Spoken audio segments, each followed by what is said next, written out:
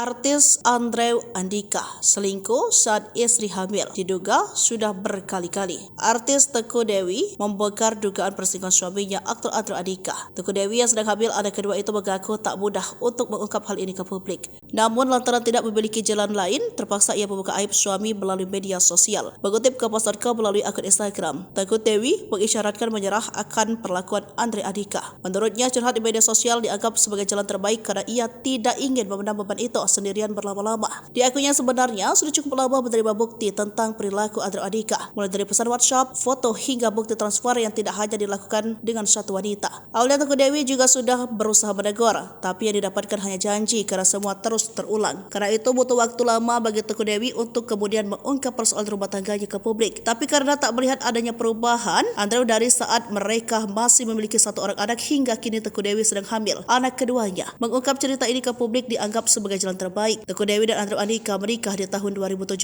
Seperti halnya sang suami, Teguh Dewi juga memiliki profesi sebagai artis. Mengutip Wikipedia.com, ia sudah main di 2 film layar lebar. Pertama film Dracula Cinta di tahun 2014 dan film komedi Gokil 2 di tahun 2016. Wanita kelahiran tahun 1988 ini lebih dikenal sebagai pemain sinetron yang sudah ia lakoni sejak tahun 2013.